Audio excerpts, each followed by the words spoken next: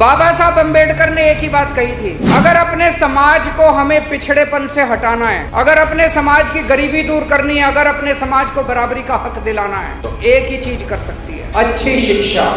बाबा साहब अंबेडकर इतने गरीब परिवार में पैदा हुए, उन्होंने बहुत संघर्ष किया, उनके पास पढ़ने के लिए पैसे नहीं थे, उन्होंने 64 मास्टर्स की डिग्री ली, एमए की डिग्री 64 विषयों में, उन्होंने 2 डॉक्टर की डिग्री ली और फिर उन्होंने हमारे देश का संविधान लिखा। बाबा साहब ने जो सपना देखा था कि इस देश के एक एक बच्चे को अच्छी से अच्छी शिक्षा मिलनी चाहिए, मैंने ये कसम खाई है, बाबा साहब का सपना मैं पूरा करूंगा। बाबा तेरा सपना अधूरा केजरीवाल करेगा।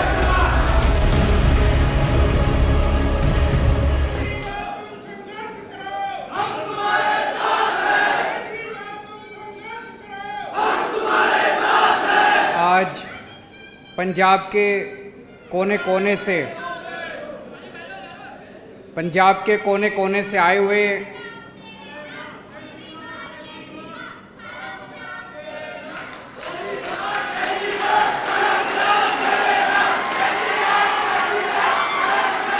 बहुत शुक्रिया।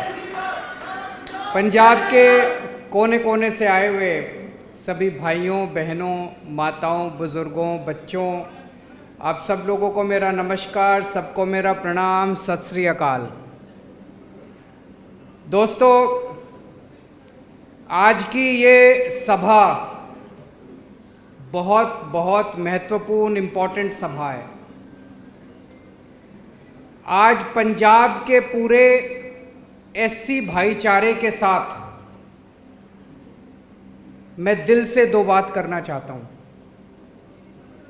मुझे लगता है आज़ादी के बाद से आज तक 75 साल में सारी पार्टियों ने, सारे नेताओं ने एससी भाईचारे का केवल इस्तेमाल किया और जानबूझ के एससी भाईचारे के लोगों को पिछड़ा रखा गया, गरीब रखा गया।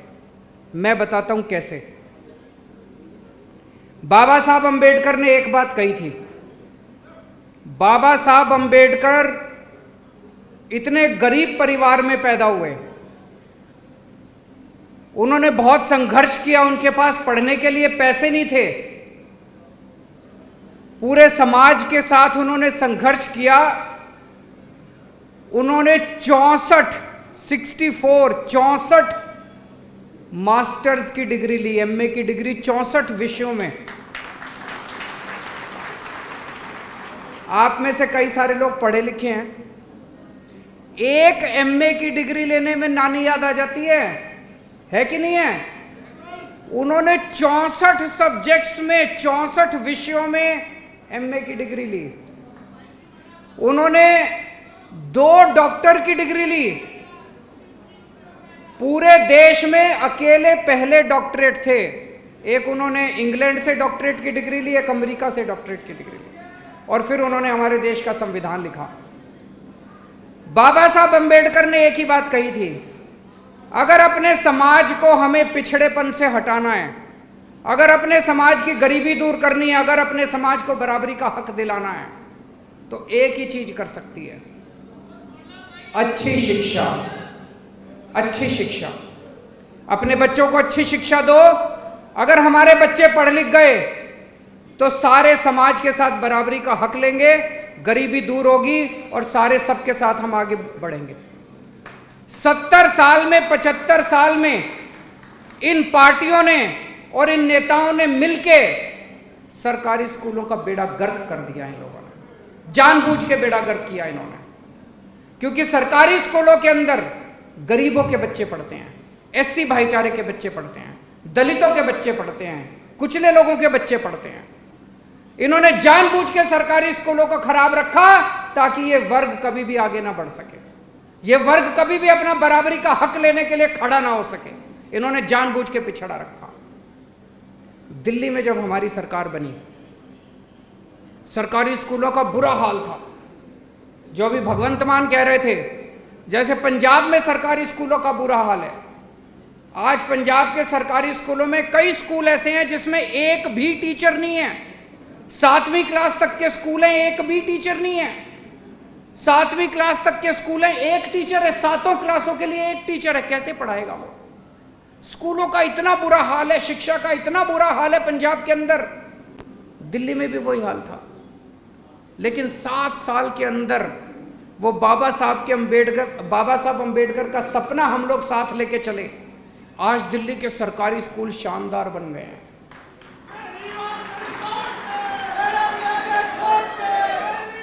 इस साल हमारे बोर्ड के पेपरों में सरकारी स्कूलों के नतीजे 99.7%, 99.7% नतीजे आए हैं।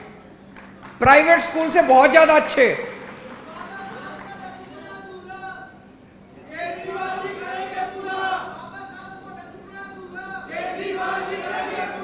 आज इस साल 2.5 लाख बच्चों ने प्राइवेट स्कूलों से नाम कटवा के सरकारी स्कूल में भर्ती करवाया। आज दिल्ली के रिक्शे वाले का बच्चा डॉक्टर बन रहा है, आज दिल्ली के मजदूर का बच्चा इंजीनियर बन रहा है, एडवोकेट बन रहा है। गरीबों के बच्चे, दलितों के बच्चे, एससी भाईचारे के बच्चे आज डॉक्टर, इंजीनियर और बाबा साहब अंबेडकर के सपने को पूरा कर रहे हैं। वही अपने को पंजाब के अंदर करना है। दिल्ली के अंदर हमने एक स्कीम चालू की है। हम सबको पता है कि अगर इंजीनियरिंग करनी हो, डॉक्टरी करनी हो, बैंकिंग के पेपर देने हो, रेलवे के पेपर देने हो, आईएएस के पेपर देने हो, तो कोचिंग करनी पड़ती है। करनी पड़ती है कि नहीं करनी पड़ती? कोचिंग बहुत महंगी है। एक कोचिंग करने के लिए 4-4 लाख रुपए, 5-5 लाख रुपए लगते हैं। डॉक्टरी के एग्जाम में बैठो, कोचिंग करने के लिए 4 लाख रुपए लगते हैं। आईआईटी के इंजीनियरिंग के पेपर में दो, आईएएस के पेपर में बैठो, 5 लाख रुपए लगते हैं कोचिंग के। गरीब आदमी के पास तो पैसे नहीं है। तो दिल्ली सरकार ने एक स्कीम बनाई है, जय भीम योजना। हमने ये कहा है कि एससी भाईचारे का कोई भी बच्चा अगर कोचिंग करना चाहता है, आप एडमिशन ले लो, सारा सरकार खर्चा सारा सरकार देती है। इस स्कीम के तहत मैं आपको बता नहीं सकता कितने बच्चों का इंजीनियरिंग कॉलेज में एडमिशन हो गया, कितने बच्चों का मेडिकल कॉलेज में एडमिशन हो गया, कितने बच्चे वकील बन गए, कितने बच्चों का रेलवे में आईएएस में एडमिशन हो गया। फिर हमने एक स्कीम चलाई है।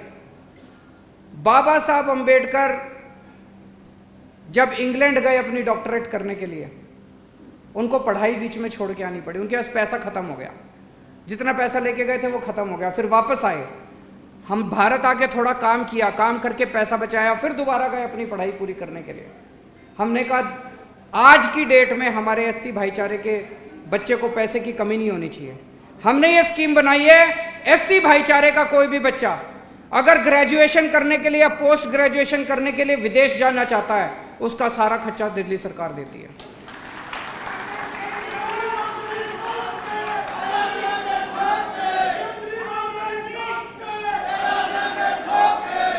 पंजाब में ऐसा होना चाहिए कि नहीं होना चाहिए? जोर से बताओ, पंजाब में ऐसे होना चाहिए। अभी मैंने कुछ दिन पहले बोला, मैंने कहा कि पंजाब में हमारी सरकार आई तो हम स्कूल अच्छे करेंगे। परगट सिंह जी की मैं बहुत इज्जत करता हूं, हमारे देश के बहुत बड़े हॉकी के खिलाड़ी थे, कैप्टन थे। चन्नी साहब की मैं इज्जत करता हूं, लेकिन उन दोनों ने खड़े होकर कहा कि पंजाब के स्कूलों को सुधारने की जरूरत नहीं है, पंजाब के स्कूल देश में नंबर 1 है। मैं आपसे पूछना चाहता हूं, क्या पंजाब के स्कूल देश में नंबर 1 है? इसका मतलब उन लोगों को आपके स्कूल सुधारने की कोई मंशा नहीं है। वो स्कूल आपके ऐसे ही रखेंगे। अगर आपने कांग्रेस को वोट दे दिया तो ये स्कूल ऐसे के ऐसे रहेंगे, स्कूल नहीं सुधरने वाले। गरीबों के और एससी भाईचारे के बच्चे ऐसे ही गंदी शिक्षा पाते रहेंगे। इनकी मंशा नहीं है, इनके इरादे खराब हैं।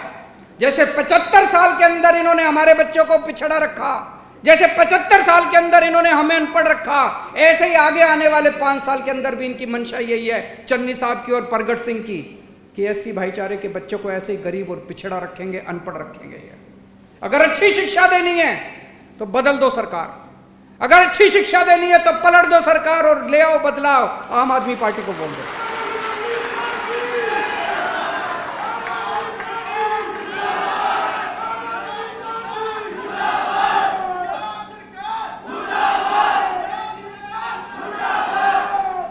फिर से धोखा हो रहा है एससी भाईचारे के साथ पंजाब में, फिर से धोखा हो रहा है। पिछली बार कैप्टन साहब ने एक कार्ड जारी कर दिया, बोला मेरी सरकार बन जाए तो ये कार्ड ले आना, मैं नौकरी दूंगा। 5 साल हो गए, उन्होंने नौकरी नहीं दी। आज भी लोग कार्ड लेके घूम रहे हैं। और इन्होंने चन्नी साहब ने आने के बाद 5-5 मरले के प्लॉट के फॉर्म भरवा दिए। बता रहे हैं लाखों लोगों ने फॉर्म भरे हैं, लाखों लोगों ने। एक भी आदमी को प्लॉट नहीं मिला अभी तक, पूरे पंजाब में एक भी आदमी को प्लॉट नहीं मिला। क्यों? ये तो चुनाव के पहले इनका हाल है। अरे थोड़े 10-12 को ऐसे ही दे देते दिखाने के लिए। इनकी मंशा खराब है, इनकी नीयत खराब है इनको प्लॉट नहीं देने। पहले कैप्टन साहब झूठ बोल के गए, उन्होंने झूठे रोजगार के कार्ड दिए। अब चन्नी साहब झूठे 5 मरले के फॉर्म दे रहे हैं। मैं चन्नी साहब को कहना चाहता हूं, या तो चुनाव के पहले 5 मरले के प्लॉट तुम दे दो, नहीं तो चुनाव के बाद हमारी सरकार ये सारे प्लॉट दे। अभी जैसे भगवंत मान कह रहे थे, चारों तरफ होर्डिंग लगी पड़ी है, 36,000 पक्के कर दिए, 36,000 पक्के कर दिए। मेरे पास टीचर आए पंजाब के, बोले जी पक्का करवा दो। मैंने कहा चन्नी साहब तो कह रहे हैं पक्के कर दिए, कहते थे टीचर नहीं करे। फिर सफाई कर्मचारी आए, बोले जी पक्का करवा दो। मैंने कहा चन्नी साहब तो कह रहे हैं पक्के कर दिए, कहते जी सफाई कर्मचारी। तो क्या पक्का करा? एनएचएम वाले अभी आए बाहर, गेस्ट टीचर आए अभी बाहर खड़े हैं बेचारे, यही हैं शायद हॉल में। एनएचएम वाले आए, बोले जी पक्का करा दो। मैंने कहा चन्नी साहब कह रहे हैं 36,000 पक्के कर दिए, कहते जी एनएचएम वाले। किसी को पक्का नहीं करा, झूठ बोल रहे हैं चन्नी साहब, झूठ बोल रहे हैं चन्नी साहब। इनके झूठ में मत आ जाना, इस बार फिर से झूठ में मत आ जाना।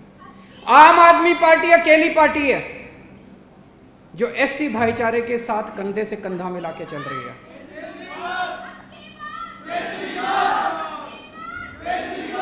इस बार कोरोना के टाइम पे कई सारे हमारे कोरोना पे काम करने वाले कर्मचारियों की कोरोना की वजह से मौत हो गई। हमारे 2 सफाई कर्मचारी, एससी भाईचारे के 2 सफाई कर्मचारी अस्पताल में उनकी ड्यूटी लगी हुई थी, अस्पताल में ड्यूटी करते हुए उनकी कोरोना हो गया, उनकी मौत हो गई। दोनों सफाई कर्मचारियों को 1-1 करोड़ रुपए में अपने हाथ से देके आया उनके घर जाके। मेरे को ये बता दो, पूरे देश में एक भी सरकार ऐसी हो जिसने अपने एससी भाईचारे के लोगों को कोरोना की मौत की वजह से 1-1 करोड़ रुपए दिया हो? किसी सरकार ने नहीं दिया। आज मैं यहाँ चैलेंज करता हूँ, और पूरे पंजाब, ये टीवी चैनल वाले दिखा रहे होंगे पूरे पंजाब में, मैं चैलेंज करता हूँ, दिल्ली में किसी से भी एससी भाईचारे के किसी भी आदमी से बात कर लेना, अगर वो ये ना कहे कि केजरीवाल हमारा बड़ा भाई है, हमारे घर का परिवार का बेटा है, तो मेरे को वोट मत देना पंजाब के अंदर। आज पूरे दिल्ली के अंदर एक एससी भाईचारे का एक परिवार मेरे को अपना बेटा मानता है, एक परिवार मेरे को बड़ा भाई मानता है, उनके साथ खड़ा हूं मैं। तो आज एससी भाईचारे के लिए 5 गारंटी मैं लेके आया हूं।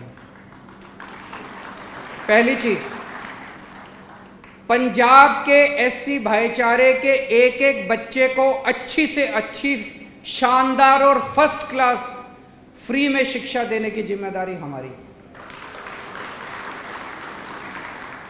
दूसरी गारंटी, और ये सब हम दिल्ली में करके आए हैं, उसके बाद कह रहा हूं मैं, दूसरी गारंटी, अगर एससी भाईचारे का कोई भी बच्चा कोचिंग लेना चाहेगा, जो जैसे दिल्ली में करा, चाहे इंजीनियरिंग की कोचिंग, चाहे मेडिकल की कोचिंग, चाहे रेलवे की कोचिंग, चाहे आईएएस की कोचिंग, किसी भी पेपर के लिए कोचिंग लेना चाहेगा, उसकी सारी फीस पंजाब सरकार देगी। तीसरी गारंटी, अगर एससी भाईचारे का कोई भी बच्चा ग्रेजुएशन या पोस्ट ग्रेजुएशन करने के लिए विदेश जाना चाहेगा, उसका सारा खर्चा पंजाब सरकार देगी। चौथी गारंटी, आपके परिवार में कोई भी बीमार होगा, चाहे छोटी बीमारी हो चाहे बड़ी बीमारी हो, चाहे बुखार हो चाहे कैंसर हो, चाहे बड़े से बड़े ऑपरेशन करना हो, सारा खर्चा आपके परिवार के किसी भी सदस्य को कोई भी बीमारी होगी, अच्छे से अच्छा इलाज कराएंगे, सारा खर्चा पंजाब सरकार देगी। और 5वीं गारंटी, हर महिला को 18 साल से ऊपर की हर महिला को 1000 रुपए हर महीने आपके अकाउंट में पंजाब सरकार डलाएगी।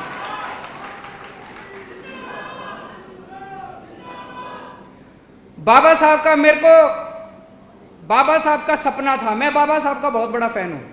उनको कई बार मैंने पढ़ा, उनके विचारों को मैंने पढ़ा, उनकी जिंदगी को मैंने पढ़ा है, और जितना संघर्ष उन्होंने किया और अपनी जिंदगी में उन्होंने जितना पाया, अद्भुत है। मेरे हिसाब से तो अद्भुत है, कोई इंसान ये सब नहीं कर सकता। बाबा साहब ने जो सपना देखा था कि इस देश के एक एक बच्चे को अच्छी से अच्छी शिक्षा मिलनी चाहिए, मुझे बेहद दुख है कि 75 साल हो गए आज़ादी के, हम ये सपना पूरा नहीं कर पाए। मैंने ये कसम खाई है, बाबा साहब का सपना मैं पूरा करूंगा।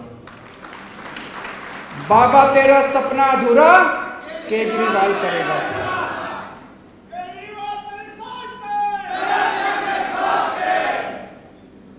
आज चन्नी साहब एससी भाईचारे से आते हैं, रविदास समाज से आते हैं, इसीलिए वो कह रहे हैं चारों तरफ जा जाके कि सारे एससी भाईचारे के लोग मेरे को वोट दो। मैं सबको कहना चाहता हूं, मैं एससी भाईचारे से नहीं आता, लेकिन मैं आपके परिवार से आता हूं।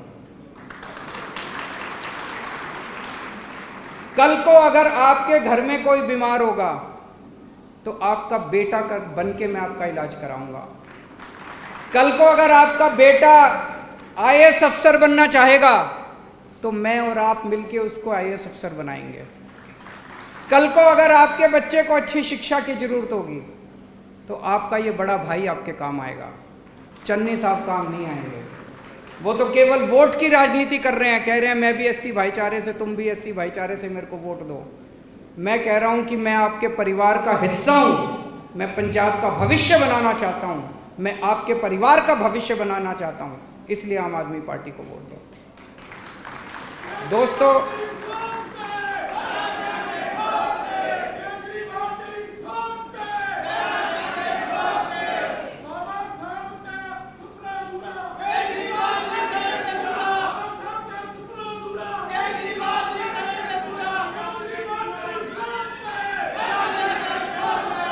मैं